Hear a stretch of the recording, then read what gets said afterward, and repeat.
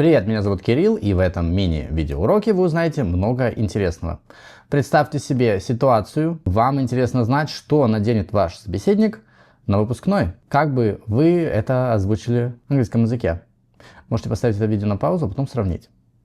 Итак, мы будем использовать, существуют разные инструментарии, мы будем использовать самый частый, самый, как говорится, ubiquitous, самый очевидный. What are you wearing to the prom? What are you wearing to the prom? Если вы имеете в виду выпускной не вот эту вот пирушку, чекушку, прости господи, а именно саму церемонию, когда вам диплом вручают, когда называют ваше имя, вы идете на сцену и получаете диплом, можете сказать the graduation. What are you wearing to the graduation? What are you wearing to the graduation? Обратите внимание на интонацию. В английском языке интонация предложений, которые начинаются с вот этих специальных слов, специальный вопрос так называемый, или information question, информация, вернее интонационный контур, он идет вниз. Также не стоит путать focus word, об этом у меня есть в отдельных плейлистах, посвященных произношению и интонации в американском английском языке. Так вот, не путайте это с ударением в focus word. Оно тоже там присутствует, но это другое. Поэтому интонация идет вниз. What are you wearing to the graduation? Это неверная интонация, потому что мы сейчас с вами пошли, так сказать, наверх. Это интонация, присуща вопросам, которые начинаются со вспомогательных глаголов. Или на те вопросы, на которые можно просто ответить «да-нет». На наш вопрос ответить «да-нет» нельзя, мы хотим специально узнать детали. What are you wearing to the prom?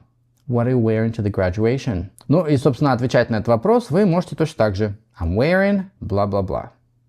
Если вы хотите сказать, что вы чего-то не наденете, вы можете сказать следующее. I'm not wearing that. Or, если оно находится вот это самое перед вами, вы можете сказать I'm not wearing this.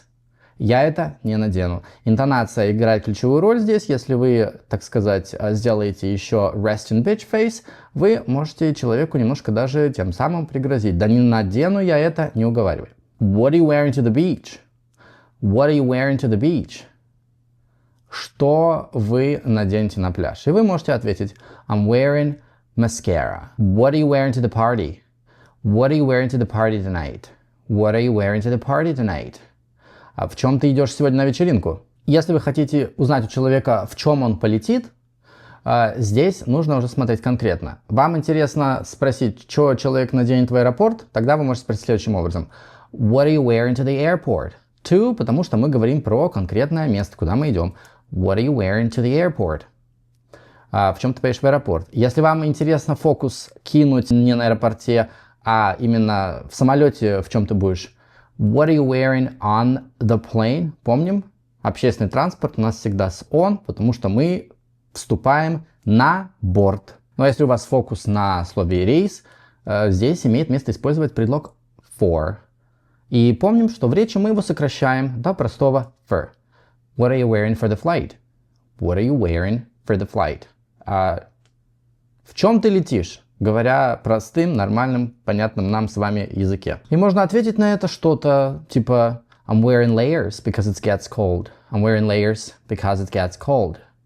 Я надену всего много, как капуста. В общем, layers — это когда вы надеваете много всего, потому что холодно там может быть. Также глагол wear, он используется, когда вы говорите про макияж, татуяж, грильяж. То есть, если вы хотите сказать, что I'm not wearing makeup, сейчас на мне макияжа нет. I'm not wearing makeup. I'm not wearing makeup to the party. Вы можете сказать, что на вечеринку я пойду без какого-либо макияжа. То есть помните, что время present progressive, собственно, с которым мы сейчас работаем, может использоваться как для описания ситуации, которые right now происходят, или для описания ближайшего будущего. Здесь вам контекстуальные слова, и, собственно, сам контекст поможет уже непосредственно в речи определить, к какому времени относится сказанное. Также хочу напомнить, что wear используется для каких-либо аксессуаров. Например, если у вас какие-то цацки на вас навешаны, серьги, браслеты, кольца, тоже все wear. Даже пояс тоже wear. Если вы носите какие-то шузы, тоже туда же глагол используется wear. Если какой-то мейкап, тоже wear. Даже fragrances, colognes, perfume, тоже wear. What are you wearing? Спрашиваете вы, принюхиваясь к человеку, что-то от вас попахивает. I'm wearing Versace. То есть любая часть макияжа, туалетная вода, все это используется, говорится, через универсальный глагол wear. Напомню, что глагол wear неправильный. Если вы хотите говорить в прошедшем времени, мы его произносим wore. Произносим так, как слово wore, W-A-R. И третья форма, или оно же past participle, worn.